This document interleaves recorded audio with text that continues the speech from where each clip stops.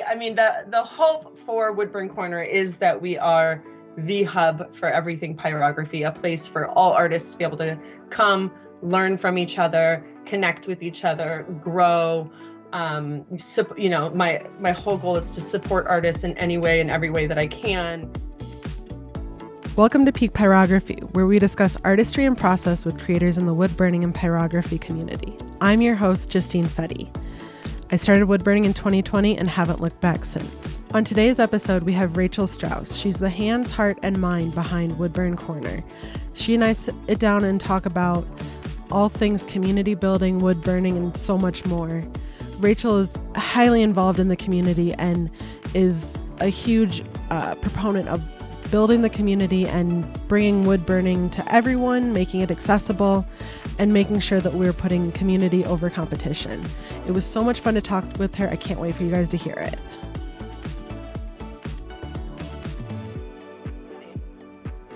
Hi, welcome on. It's so good to have you today. I'm so happy to do this and so glad that you are doing this. Well, I wouldn't be doing it without you. And I can't even tell you how much you personally have inspired me as an artist. And with all of this, I wouldn't have my Peak Pyro Instagram if it weren't for the Woodburn Pyrography and Business Summit that you did last spring. You said something in there go make an Instagram and follow all the accounts. And then I was like, that's a good idea. And Instagram, the podcast, it's all kind of grown from there. I love it. That's so great to hear. Thank you for telling me that. That's always just nice to hear that, you found the community and you've not just joined it, but you are creating stuff for the community on top of it with this podcast. That just warms my heart like you wouldn't believe. It's so exciting. I'm so excited about this, and I'm so happy to have you on.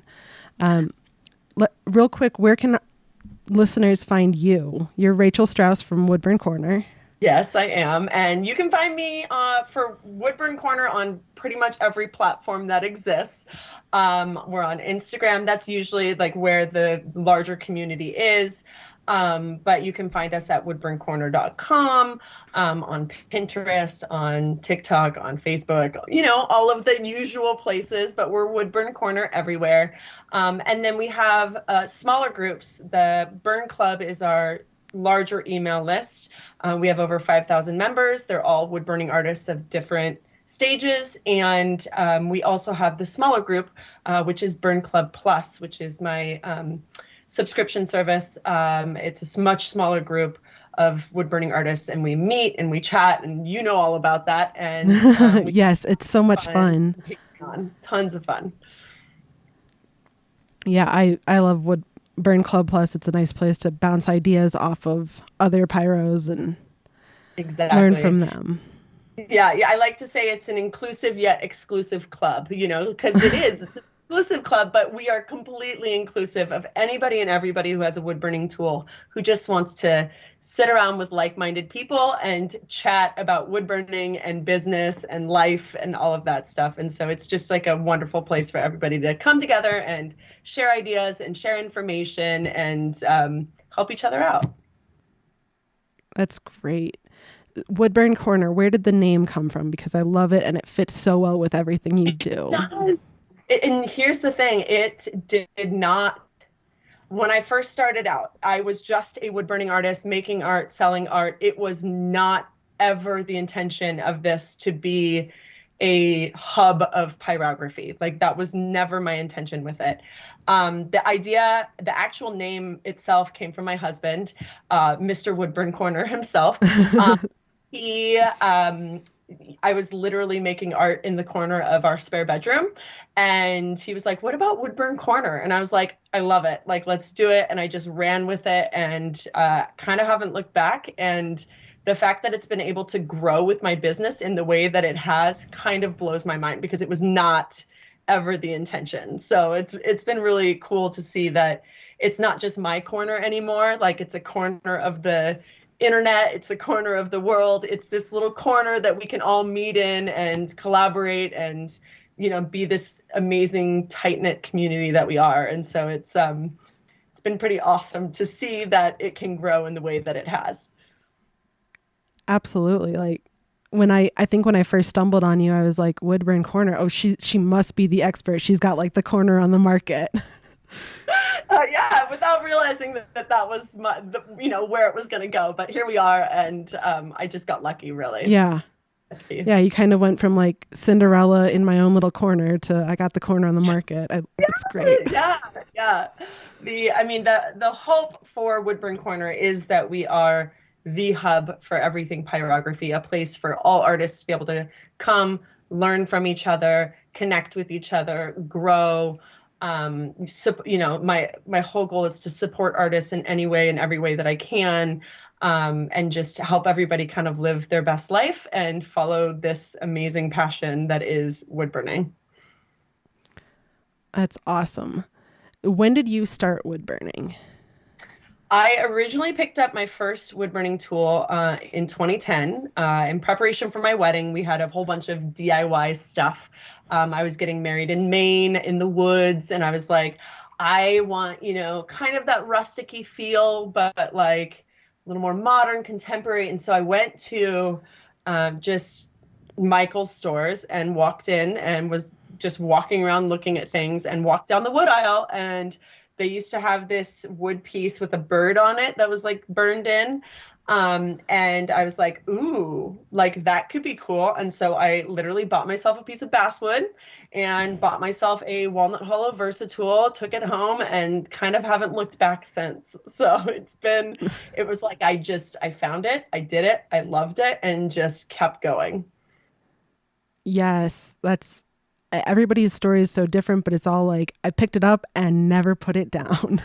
It's because it's just the best art form. It is. It is. It's versatile, and it involves all the senses, and it feels good. It smells good. It looks beautiful, and you just can never really get bored with it because there's just so much you can do within this space. And so everybody can kind of carve out their own corner of the wood burning world, and everybody has their own unique style, and it's so much fun to like actually do it and talk about it, and the people that do it are just like the coolest, nicest people. And so it just, for some reason, wood burning draws in just like the best people ever. And so it's been a wonderful place to make friends, and connect with these like-minded folks. It's been great.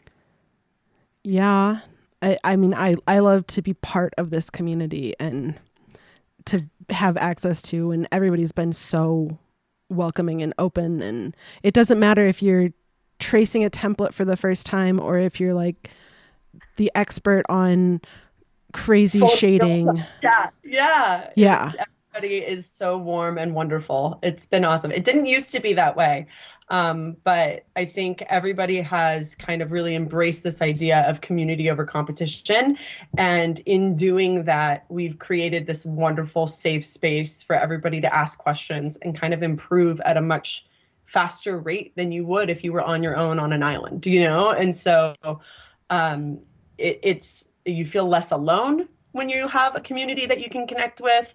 You grow faster, you make fewer mistakes, you save money. Like there's just so many positives to embracing community. And I think it's something that our particular community has done a really good job of. And we're like a shining example of what can happen when people come together. Yes. What are you working on right now? Oh, so many things. Currently, as we're recording this, I'm working on putting together the Woodburn sessions. But we also have Burnt Week coming up. We're going to be doing another huge summit. I'm also hosting an artist residency, and that's going to be happening next month. Yay. It's very exciting. And our next book is coming out too. We are finishing that up right now. So there's a lot of things happening all at once. I've got the best partner in crime with this Woodburn Corner thing, Basha, of Fine Line Pyro. And she's the reason why it is all so much fun and why so much can get done and get done really well. So we've been working nonstop on kind of all of the things right now. It's been December we kind of took off, and January has been just like go, go, go, go, go. So there's lots of fun things coming up, especially once this comes out. There will be a lot of really exciting things happening. So just watch the Woodburn Corner space. Join Burn Club. You'll know about everything. Yes, there you go. The Burn Clubs is the free newsletter, so you'll get all the updates and you'll get everything in there. All the info. To know about. Yep. Yeah. So Woodburn Corner, that's your full-time gig right now. That's what you do. This is what I do. Yes. I wouldn't say full-time. I'm full-time a homeschool teacher for my 3 kids. Okay. And taking care of them, taking care of the house and the dogs and, the meals and all of that stuff. But Woodburn Corner is where my creative energy goes. That's where the passion is. That's, it helps me to feel like me when I have something like Woodburn Corner that I can invest in and all of these different people that I can help. And that is like what's so exciting for me. So yes, it's my full-time thing, but also no. Yeah, no, that makes sense. And that falls in line with a quote that I found from you that was something I love to do. And it's a big driving force with everything in Woodburn Corner is helping people. It's why you teach, why you coach, why you write your book, why you started Burn Club and Burn Club Plus. I wrote that. Go me. That sounds lovely. Yeah. It's absolutely true. I mean, it really is. I've always been a helper my whole life. I have lots of younger siblings. I was a nurse. I was a nanny. I think it's just kind of who I am, is to help in any way that I can. That's what brings me joy. And so my coaching through Burn Club Plus, through all of the different challenges that we do, the Woodburn sessions and showcasing these different artists and their techniques and what they can do and helping the community by watching these different things, the summit, it all just kind of, when you look at it, at what it all actually is, I think it's just my drive to help as many people as I can while I'm here. And it's so obvious you're so prolific, and like I'm scrolling through my Instagram stories and it's like I was on a coaching call with Rachel and she said this, or I was talking to Woodburn Corner and she said this, and I mean I see it everywhere, so it's getting so out there and it's fun to see. Thank you. I enjoy it. It's a selfish thing to a certain extent. You know what I mean? Like I love it is, but you wouldn't be you without it. But I love that when I can say just one thing and then someone takes that and they turn it into something else and I get to watch them flourish. Like that is like, just the coolest thing ever. And I can't get enough of it. Amazing. So do you do any burning right now for yourself or for... Lately I haven't been. I'm going to be completely honest with you.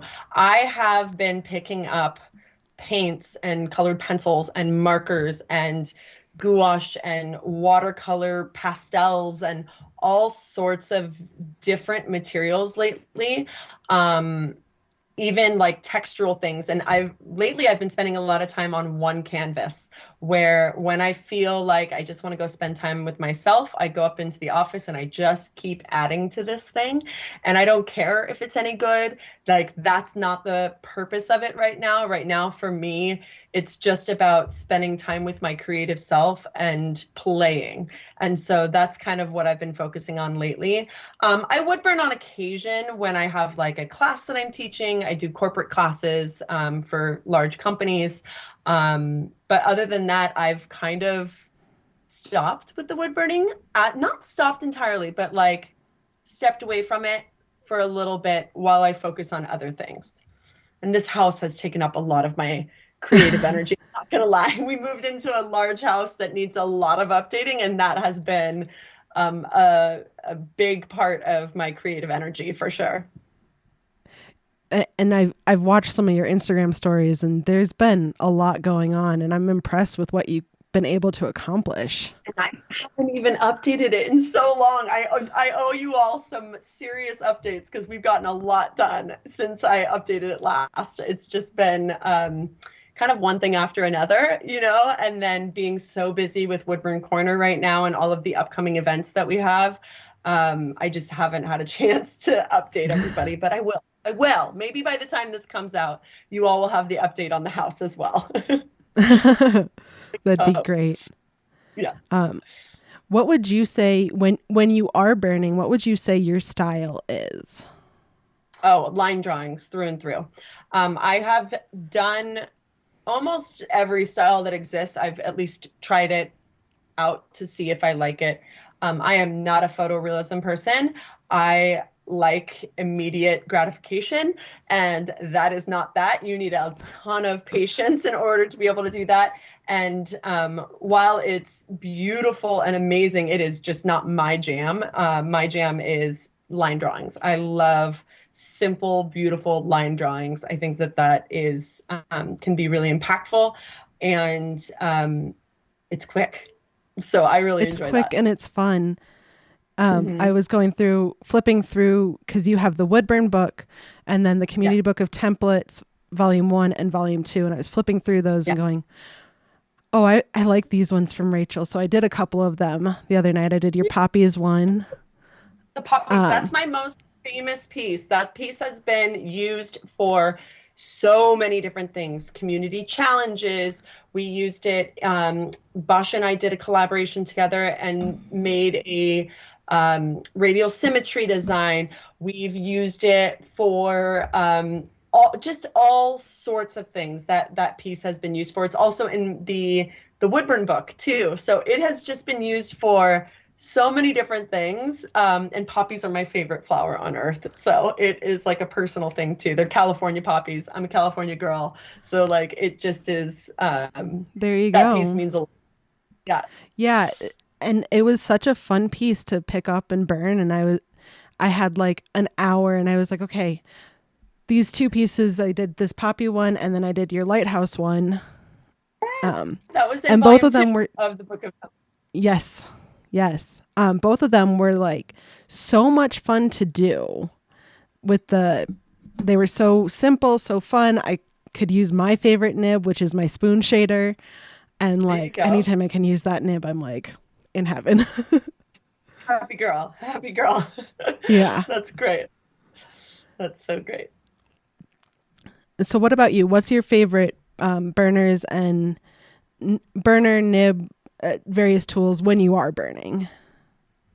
So my favorite burners, it depends. So if I'm teaching a class, for in people who are just getting started, the Versatool from Walnut Hollow is the best because it has And that's that the one that variable has the temperature. temperature control. Yes, but it's a solid nib burner. So, it's only like $30, low intro price. But it does the job. I mean, you can look at people like Manisa Robinson. You can look at people like Court O'Reilly of Hippie North, who use the Versatool to make the most incredible photorealistic pieces. And you're like, this simple burner can do everything. Like it really, really can. I think it's a burner that everybody should have in their toolkit. If we're talking about professional burners, it is a dead even tie for me between the PJL Enterprises, the Optima One, and the razor tip. Any razor tip, you really can, and you won't go wrong with any razor tip that you purchase. They are just such fabulous machines. Razor Tips customer service is phenomenal. Their warranty on their tools is amazing. Optima One, you get serious customer service where you call a man, he talks to you for an hour on the phone about exactly what you might need. He's wonderful, but his tools are just so clean and so precise and so wonderful. So you really can't go wrong with either of those burners. They're awesome, really awesome. And as far as my favorite nibs go, I really love just like a loop tip that's curved. I think it's so lovely to use, especially for my line drawings. A ball nib it took me a little bit to really get used to how a ball nib works, because I remember when I first picked it up, I was like, these ball nib people are crazy. How are they using this, getting such like excellent results? Like, I Yeah, just because don't the get first time it. you pick it up, it kind of bounces on the wood a little bit. Yeah, it's just not what you expect, I don't think. And so, Because you think it's um, going to be like a ballpoint pen. or yeah, like that it'll be smooth in some way. And it definitely takes practice, but once you get it, you're like, I get it now. Like I get why people like this. And so I also love using a ball nib. Razor Tip has a real tiny one that is so much fun to use. Like the pen is like literally the size of like a real pen. Like it's so tiny and beautiful.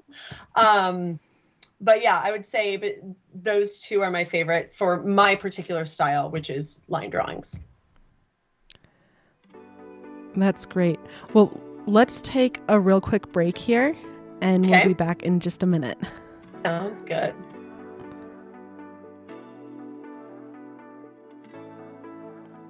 And welcome back. So you've got so much going on with Woodburn Corner and home life, homeschooling, family.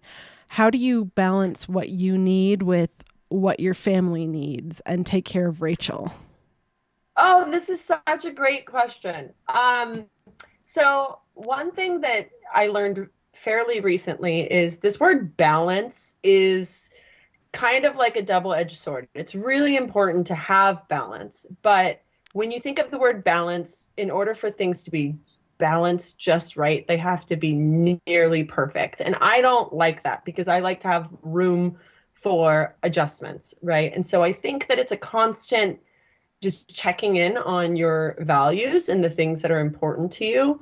And one thing I've really been focusing on lately, in the past year in particular, is focusing on me and taking care of me and self-care and making sure that my needs are met, because I have learned through years of doing it wrong that in order for me to pour from my cup, I need to fill it up first. And I have had too many years of pouring from an empty cup and seeing those results and knowing that it could be different, And so this year has been a lot of focusing on what do I need in order to have a successful day and feel good at the end. And so taking baths, journaling, stretching, spending time with myself, reading, having a good cup of tea, all of those sorts of things, checking in with friends and family, like those are really important for me in order to be able to feel good. Creating art, that's another huge one, is, actually creating the time to go and do that with myself. And so I have been carving out the time first, where it's like Saturday between this time and this time, I'm going to be up in my studio working, and so setting meetings for yourself. Then it's like everything else will fall into place after that. I was reading this. No, I was listening to a podcast. What was I listening? I was listening to something. I don't remember what it was. No, it's a book. It's a book, and it's called 4,000 Weeks. Okay. And it's so good. But this guy was talking about how this idea of, I'm sure you've heard of it before, where you have a glass jar. This professor's like, here's a bunch of rocks and then pebbles and then sand, and you need to fill it all in the jar. And it's like, don't put the pebbles and the sand in first, because then the big rocks won't fit. And the whole idea is that you need to have the things that are of high value to you, the things that are really important, to go in first before you can fill in with the other stuff. But he's like, but that's false, because that is where everything fits perfectly if you just put it in the right order. But everybody has way more big rocks than will actually fit in the jar.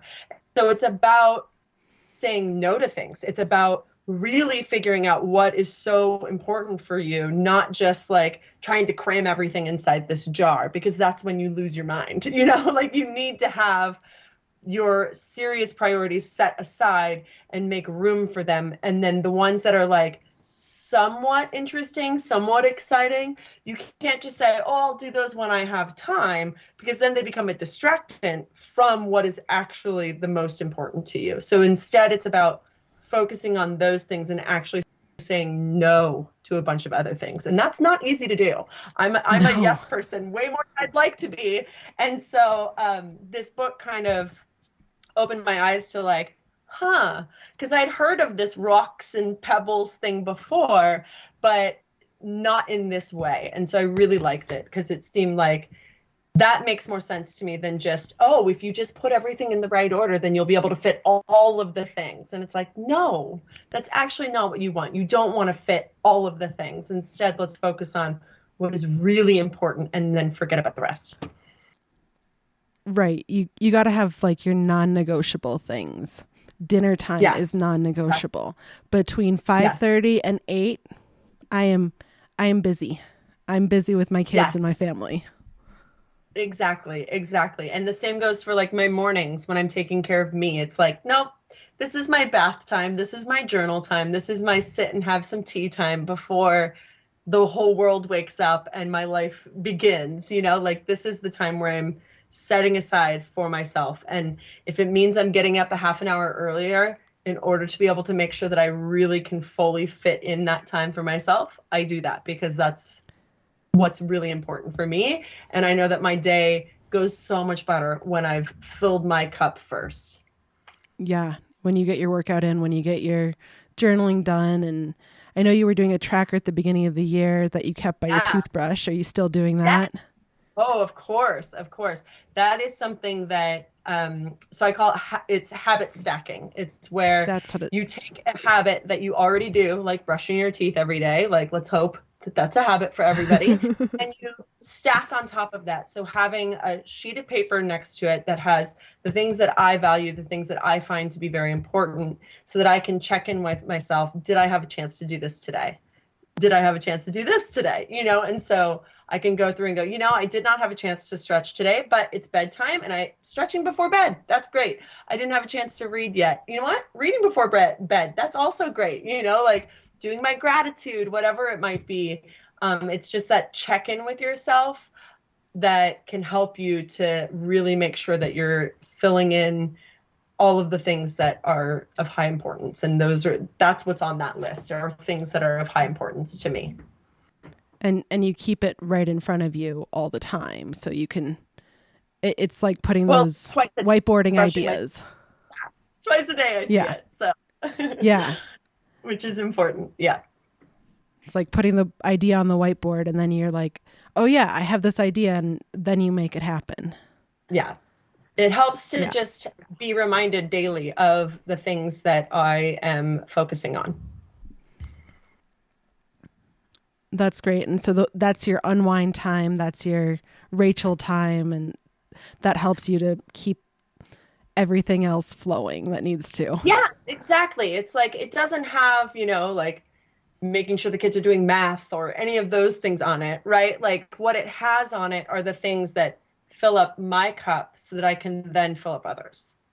Because if I take care of me first, everything else falls into place so much easier. And your day just feels so much better. Yeah. Yes. And you end the day with some energy instead of feeling depleted by 10 a.m., which kids can do to you if they want. Oh, have that ability. Mine are 3 and almost 1. And by 9 o'clock, some days I'm done. You're in the thick of it. Those are very hard ages. Very, very hard ages. Mine are 6, 8, and 10 right now. So they are a little bit older, more autonomy. Yes. I mean, they're downstairs right now by themselves, hopefully doing what they're supposed to be doing. We'll find out. Fingers crossed.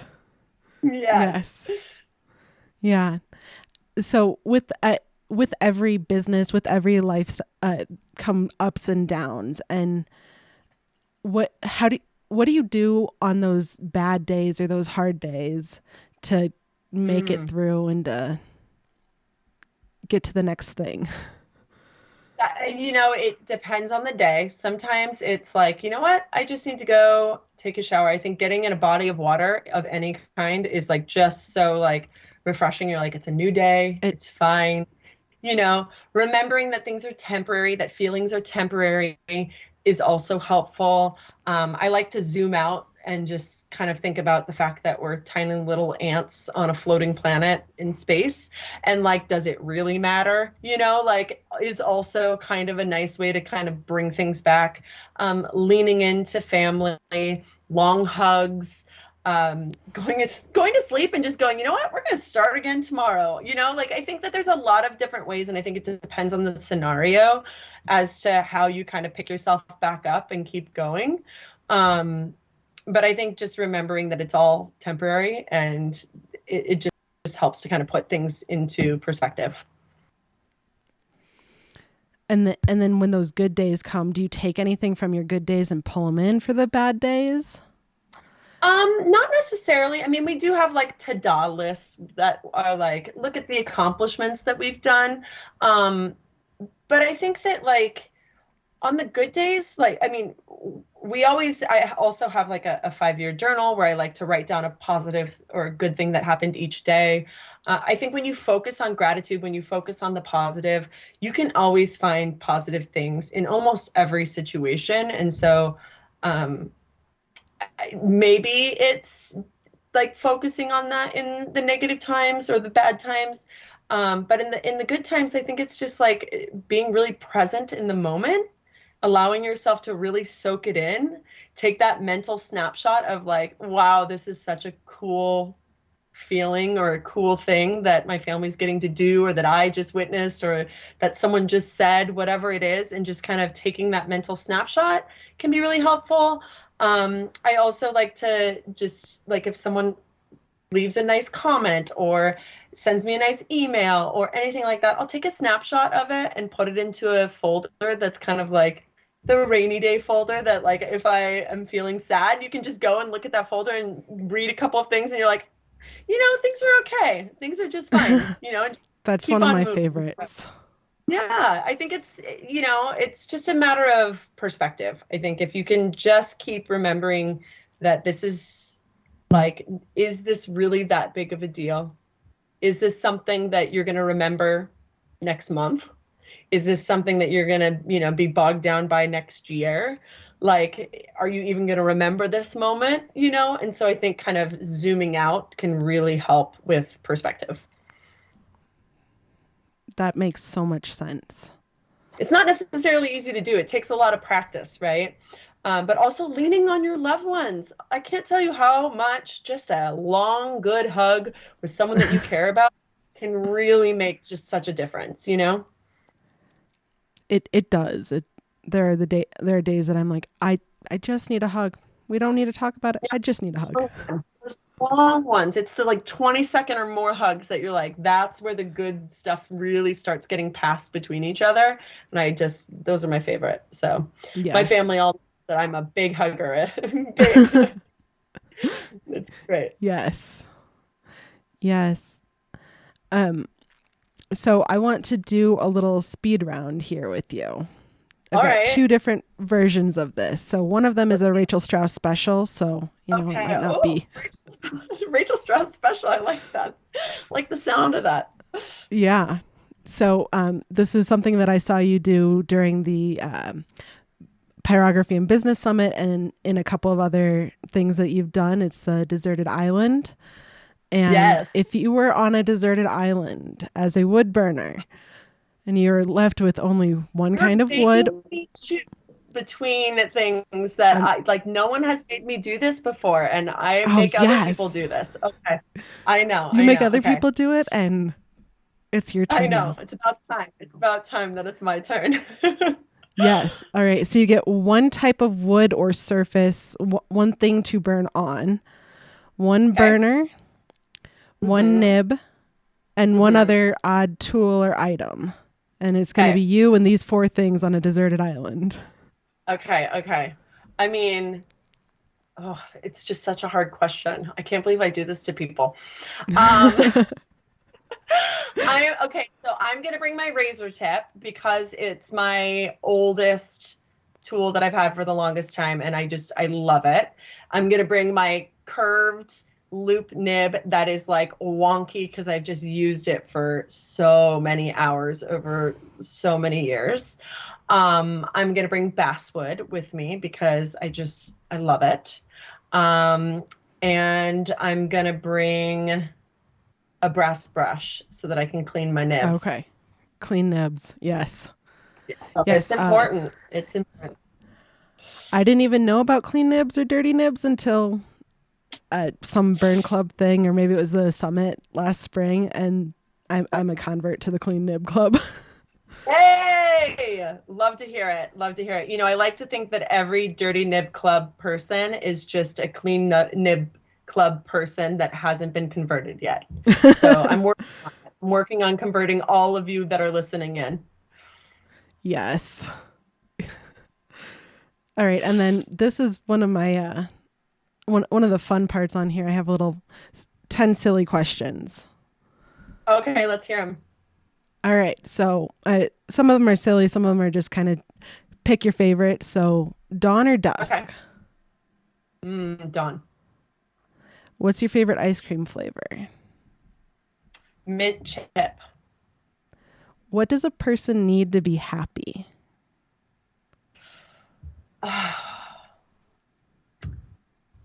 I'm supposed to be answering things quickly, huh?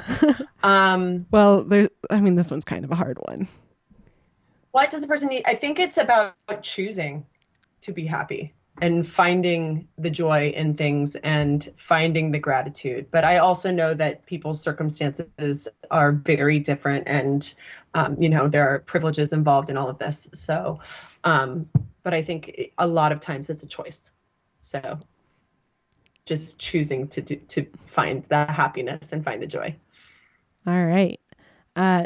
How would you rate your karaoke skills on a scale of 1 to Mariah Carey? I think in confidence, I'm like if I'm gonna say Mariah Carey's a 10, okay, so I'm gonna say I'm like an 8 in confidence, but in the ability to actually, like, if I've got the words in front of me, sure, I'm an 8, but like if I don't have the words, like, ooh, girl, I will make up all sorts of things. And so I don't know. I'll just say an 8. Awesome. I'm no Mariah Carey. What is your favorite season? Fall by a long shot. All the colors. Would you rather ask permission or beg forgiveness? Forgiveness. And I don't think I'd beg. Just ask. Just ask. No need to beg. Yes. On a scale of 1 to 10, how good are you at wiffle ball? What is wiffle ball? It's like baseball with the and the ball has little holes in it with the large bat.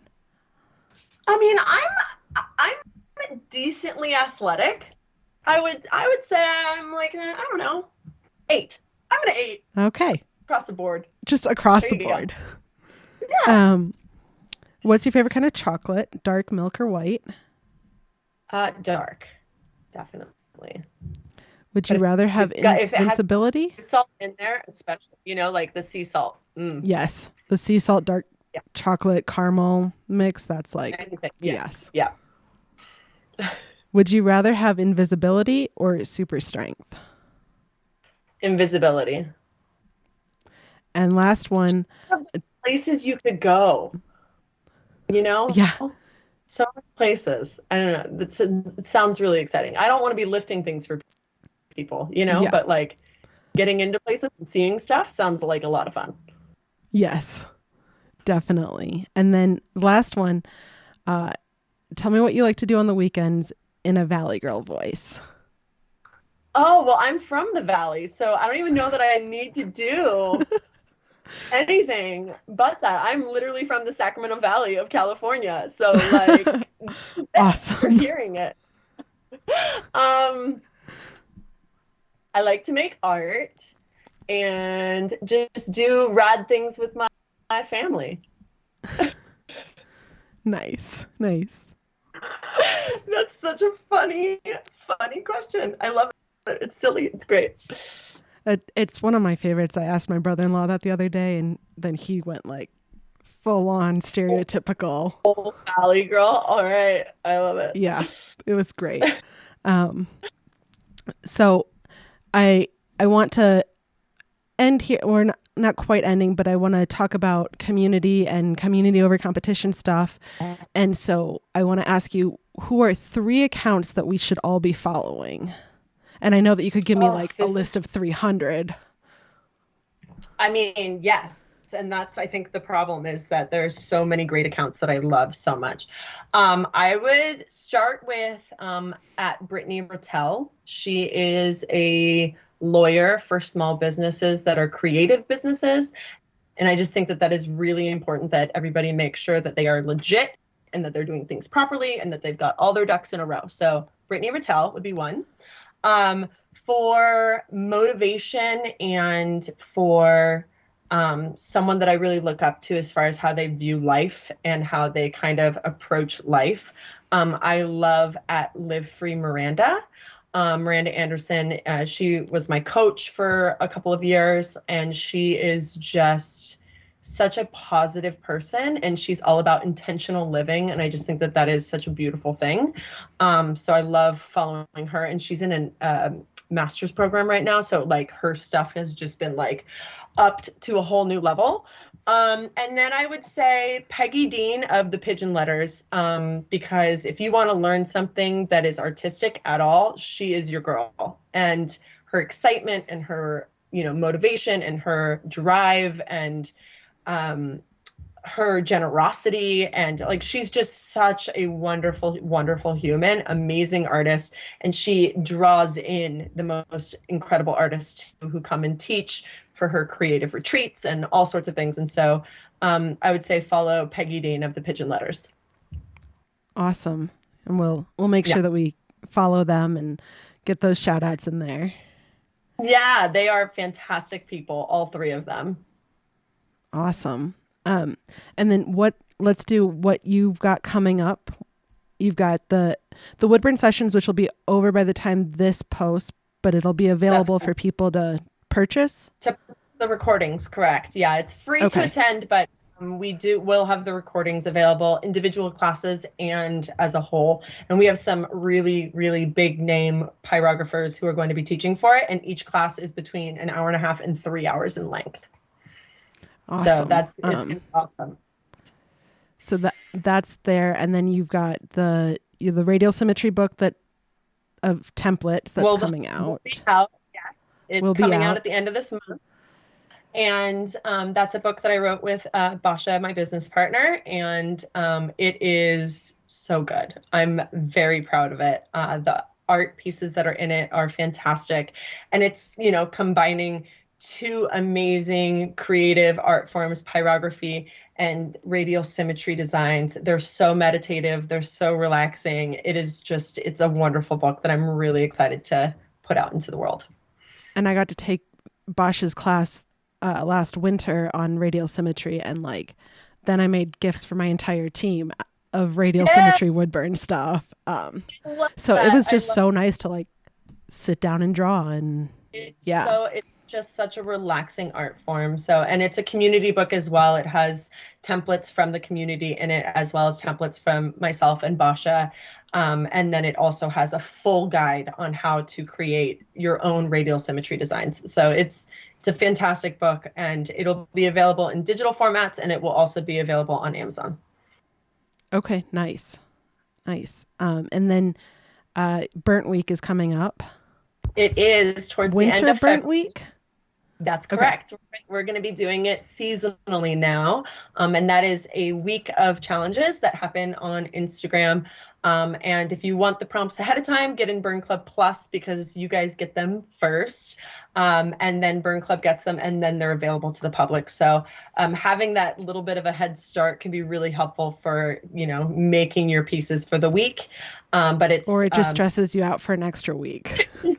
It's 5 challenges to really get you thinking and making something that maybe you wouldn't normally make, or try out a new technique or a new style or a new medium. The whole purpose of the Burnt Week is to really just kind of push yourself and your craft and your art form. So that's going to be happening towards the end of February. And then we will be doing another summit. The Wood Burning and Business Summit will be happening again in May. So that's also going to be coming up. That was so huge for me last year. It was so huge for me too. It was an enormous undertaking, but it a week just full of so much inspiration, so much great information that was being shared by the community. and was just so much fun. So we'll be doing that again. I'm also in March, I'm going to Alt Summit in Palm Springs. So I'll be bringing people in Burn Club Plus along for that ride, where I'll be taking all sorts of classes and learning all sorts of things from amazing creatives in their different, artistic spaces. So that's going to be coming up. There's a lot happening right now in Woodburn Corner land, a lot happening. Yeah. And then in Burn Club Plus, every week we have our community chats on Fridays where there's a different topic that is being brought up. Right now we're going through tools and supplies, your burners, your nibs, your wood, your tools, all of those sorts of things. And we also have our twice monthly chats. And so, and those are our live Zoom chats, and those are so much fun. So come and join us in Burn Club Plus. There's always lots happening in there. Lots of good stuff. Definitely a fun place to be. Well, Rachel, thank you so much for coming on today. This has been so fun to chat with you and take the time. Really appreciated it. Thank you for having me, and thank you for doing this. I know that people have been wanting something like this for a long time, and I'm just so glad that you are taking it on and doing it up. And I'm so glad that I could come and do this with you. So thank you for having me. Thank you so much. Thanks for tuning in, and a special thank you again to Rachel Strauss from Woodburn Corner for being our guest today. Next episode, we'll be talking with Hannah Baker from Knots and Embers, and I can't wait to have that conversation with her. Peak Pyrography is produced by Fedde Studios and Justine Fedde. Our producer and sound engineer is Kevin Fedde. If you loved today's episode, please like and subscribe wherever you get your podcasts or on YouTube. You can share your comments on today's podcast or suggestions for the future on Instagram at peak_pyro or via email at peakpyrography@gmail.com. That's peakpyrography@gmail.com. Until next time, keep creating. I can't wait to see what you make next.